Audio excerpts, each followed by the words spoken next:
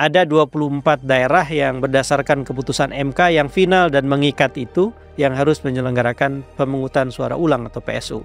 Dan anggaran yang diperlukan adalah 486 miliar rupiah.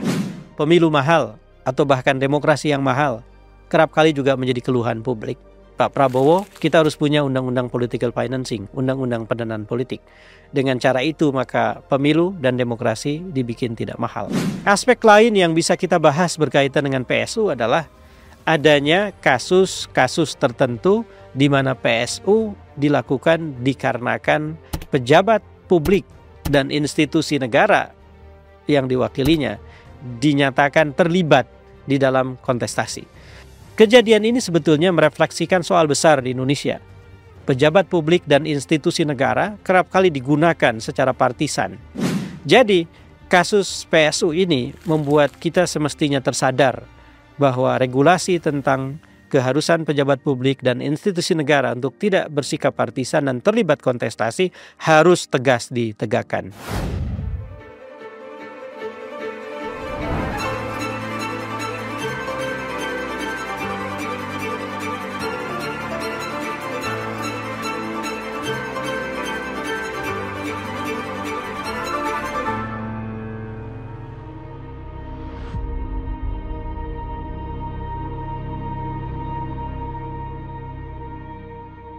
Assalamualaikum warahmatullahi wabarakatuh. Jumpa lagi dalam Keep Talking, Kang Ep bicara. Saudara, mari kita bicara tentang sesuatu yang sehari-hari jarang kita bicarakan.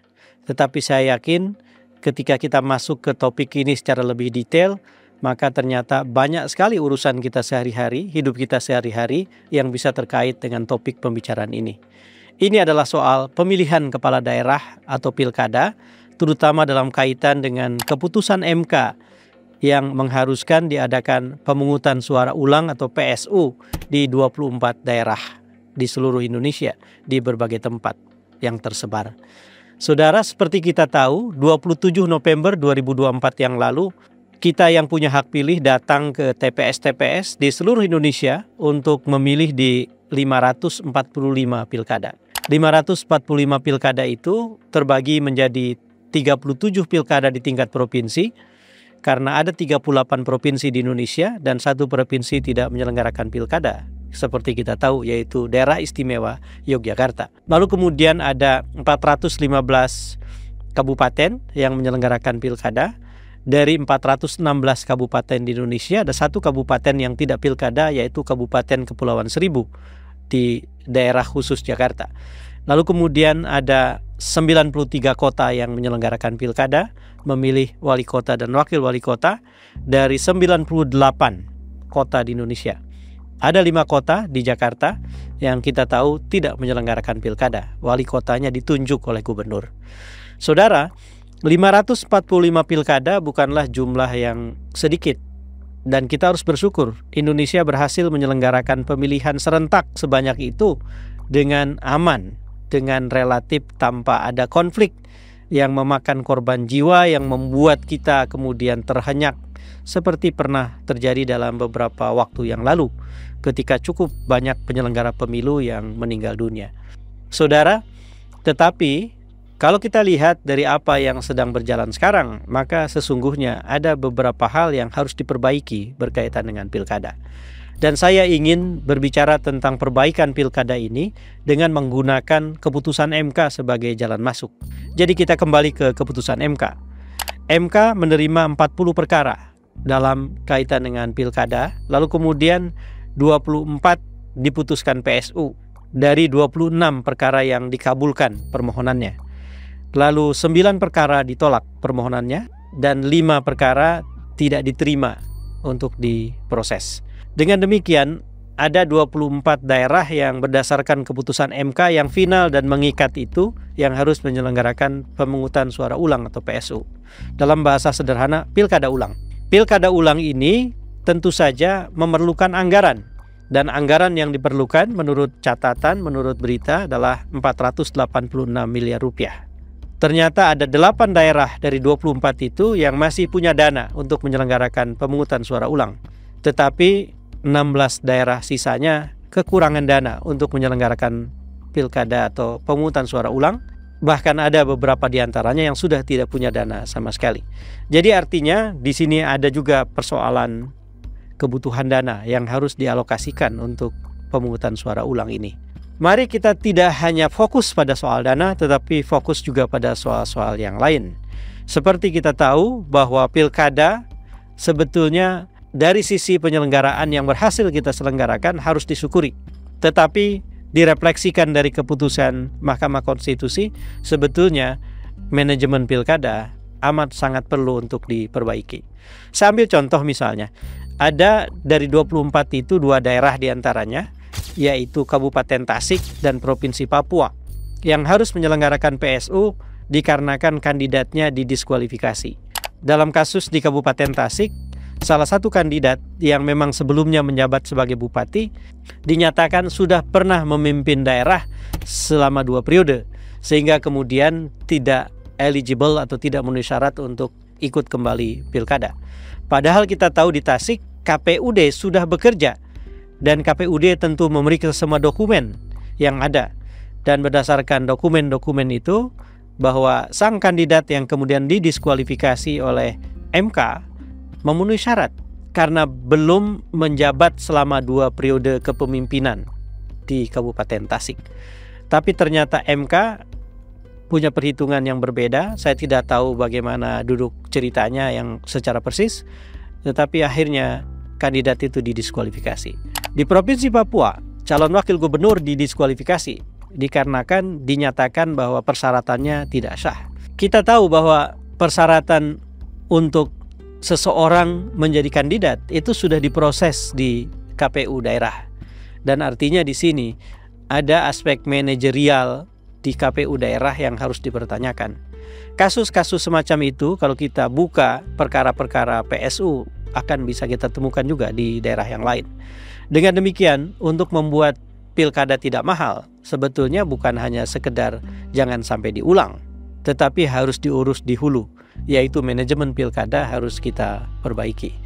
Dan jika manajemen pilkada tidak diperbaiki, ya memang kita punya kemungkinan untuk akhirnya menjadi boros, karena harus ada PSU seperti yang sekarang menjadi keputusan MK. Lalu kemudian dalam kaitan dengan ini, pilkada mahal atau pemilu mahal atau bahkan demokrasi yang mahal kerap kali juga menjadi keluhan publik.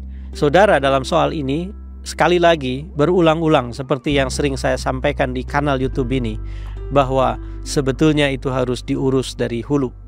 Di berbagai negara demokrasi ada regulasi yang memang dibuat untuk membuat demokrasi tidak mahal, untuk membuat pemilu tidak mahal.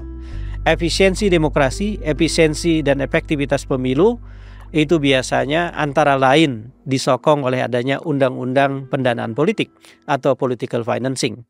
Undang-undang pendanaan politik ini mengatur bagaimana uang untuk kebutuhan politik dikumpulkan. Bukan hanya dibatasi jumlahnya atau plafon atasnya, tetapi juga pertanggungjawaban publiknya diwajibkan.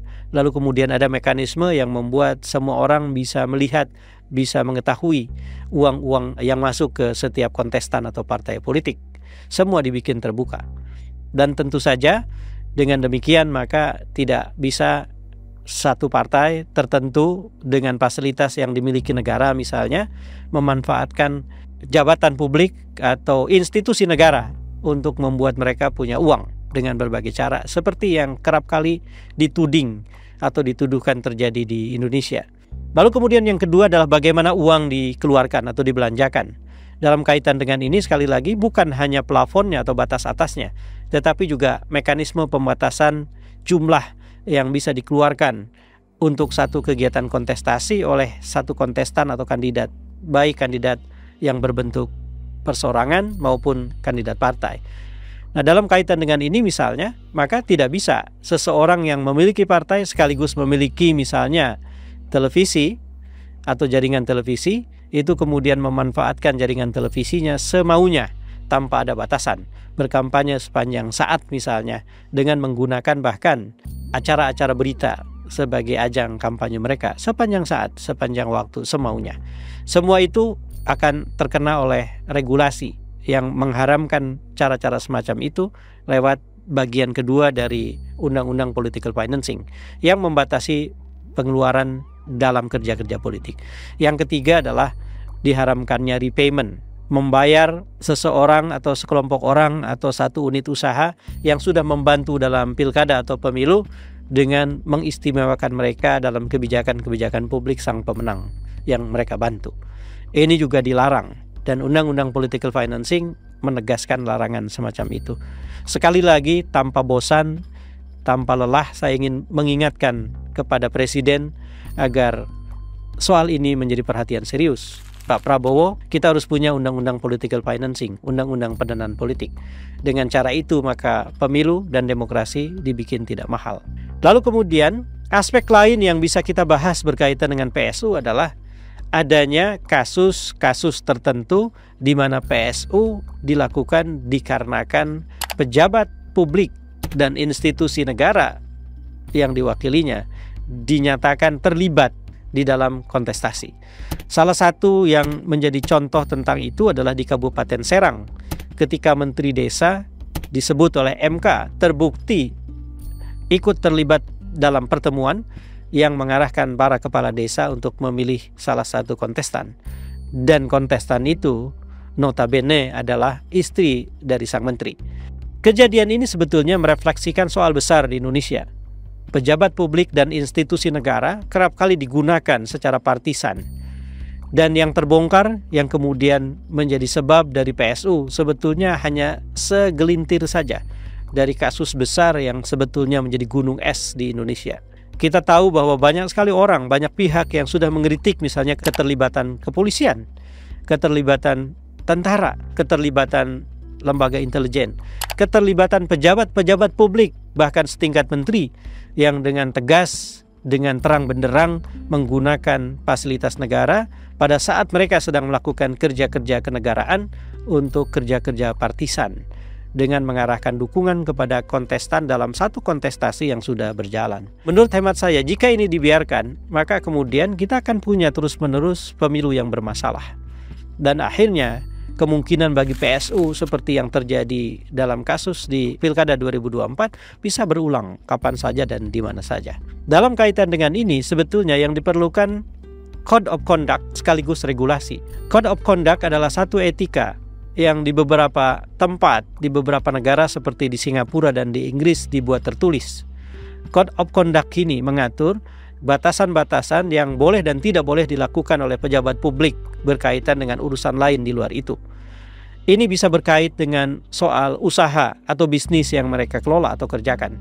Dengan tegas dinyatakan dilarang mereka terlibat lagi dalam bisnis yang sebelumnya mereka kelola. Hal ini menyebabkan tempat-tempat itu kemudian para pejabat tidak bisa menggunakan jabatan publik dan institusi negara untuk menguntungkan diri dan kelompoknya secara tidak adil. Dalam kaitan yang lain, Code of Conduct juga melarang pejabat publik untuk terlibat dalam kegiatan partisan. Di luar itu, harus ada regulasi. Di Indonesia sudah ada regulasi yang melarang itu. Tetapi seperti yang kita tahu, persoalan di Indonesia seringkali bukan ada tidaknya regulasi, tetapi ada tidaknya penegakan regulasi itu. Khalil Gibran pernah menulis dengan mengatakan bahwa manusia berhadapan dengan hukum itu seringkali atau kerap kali seperti kanak-kanak yang bermain pasir di pantai. Mereka membangun menara pasir yang tinggi dan cantik dan megah, tetapi kemudian dengan riang gembira mereka menghancurkannya. Jadi kita seringkali membuat aturan, tetapi kemudian kita justru merasa gagah ketika bisa mengelola, mengatasi, menyiasati supaya aturan tidak berlaku untuk kita atau untuk kelompok kita. Aturan dibuat untuk dilanggar dan pelanggaran tidak pernah diurus dalam penegakan yang serius. Ketika ini terjadi, maka terus-menerus hukum akan terlecehkan dan tidak punya kewibawaan, dan institusi penegakan hukum tidak akan bekerja seperti yang semestinya mereka kerjakan. Keadilan tidak tegak. Jadi kasus PSU ini membuat kita semestinya tersadar bahwa regulasi tentang keharusan pejabat publik dan institusi negara untuk tidak bersikap partisan dan terlibat kontestasi harus tegas ditegakkan. Saya tidak tahu apakah saya sedang berbicara dan kata-kata saya hanya akan menguap di udara, tetapi tidak penting bagi saya. Saya harus menegaskan itu sekalipun presiden tidak mau mendengar, sekalipun pemimpin tidak mau mendengar. Saya sebagai warga negara punya kewajiban untuk menegaskan berulang soal itu. Jadi, apakah kemudian orang yang punya keinginan pilkada dihilangkan menjadi punya alasan dalam kaitan dengan kisruh atau centang perenang pilkada dan pemilu di Indonesia seperti yang sedang kita bahas ini? Tidak, bukan itu jalan keluarnya. Kalau memang pilkada mau dihilangkan karena mahal, buatlah undang-undang political financing yang membuat pilkada dan pemilu bisa lebih efisien. Kalau pilkada tidak adil dikarenakan kompetisi tidak seimbang dan akhirnya orang sudah tahu siapa yang menang dengan melihat yang berkuasa mendukung yang mana, bukan pilkadanya yang dihilangkan, tetapi harus ditegakkan aturan bahwa pejabat publik dan institusi negara tidak boleh partisan. Dengan cara begitu pemilu sehat, pilkada sehat. Jadi jika di dalam lumbung kita ada tikus, jangan kita bakar lumbungnya. Menurut saya kita usir tikusnya. Dengan cara berpikir itu saya ingin menegakkan mempertahankan pilkada penting. Karena lumbung yang kita jaga itu namanya kedaulatan rakyat. Pemilu dan demokrasi adalah wujud dari kedaulatan rakyat. Tanpa kedaulatan rakyat, kosong belaka. Saya Saifullah Fatah, wallahul muwaffiq ila aqwamit thoriq. Assalamualaikum warahmatullahi wabarakatuh.